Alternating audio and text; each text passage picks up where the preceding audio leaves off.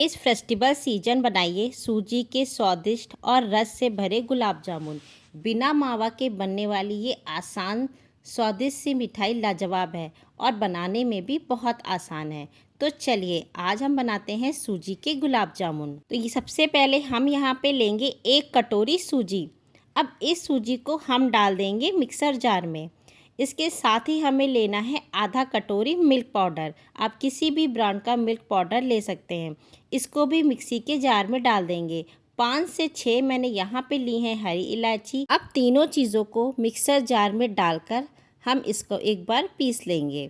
तो ये हमारा बनके तैयार हो गया है। अब गैस पे चढ़ाएंगे एक कढ़ाई, उसमें डालेंगे 1 से 2 चम्मच घी। अब हम इसमें डालेंगे 1.5 कटोरी दूध।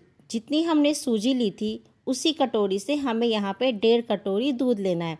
जब दूध हल्का सा गर्म हो जाए तो हमें अपनी सूजी थोड़ी थोड़ी करके इसमें डालते जाना है और इसको मिलाते जाना है।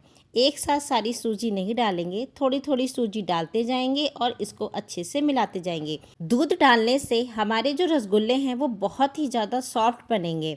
तो यहाँ पे हमारा बैटर जो है वो बन के तैयार हो गया है। अब इसे थोड़ा सा ठंडा होने देंगे। जब तक बैटर थोड़ा सा ठंडा हो रहा है तब तक हम इसकी चाशनी बनाएंगे। तो इसके लिए मैंने यहाँ पे ली है 1 कटोरी चीनी और उसमें डाल देंगे 1 कटोरी पानी। अब हमें चीनी के घुल जाने तक इसको धीमी आंच पे पकाना है। चाशनी थोड़ी सी पक जाएगी, लगभग इसमें एक तार बनने लगेगा तो गैस को बंद कर देंगे। हमारा बैटर यहाँ पे ठंडा हो चुका है। एक बात ध्यान रखिएगा दोस्तों, हमें सूजी को पूरी तरह से ठंडा नहीं करना है, बस ये इतनी ठंडी हो जाए ताकि हम इसे आराम से हाथ से छू सकें। फिर हमें इसको अच्छी तरह से मसल के इसको चिकना करना है।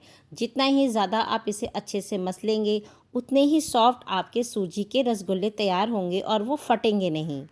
इस प्रोसेस में आपको थोड़ा सा टाइम लगेगा, तो इसको अच्छी तरह से मसल के खूब हमें अपना डो चिकना सा तैयार कर लेना है। यहाँ पे मैंने अपना डो तैयार कर लिया है और आप देख सकते हैं कि कितना अच्छा सा डो तैयार हुआ है।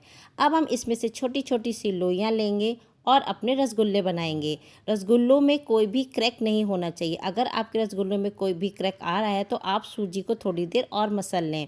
तो यहाँ पे हमारे सारे रसगुल्ले बनके तैयार हो गए हैं।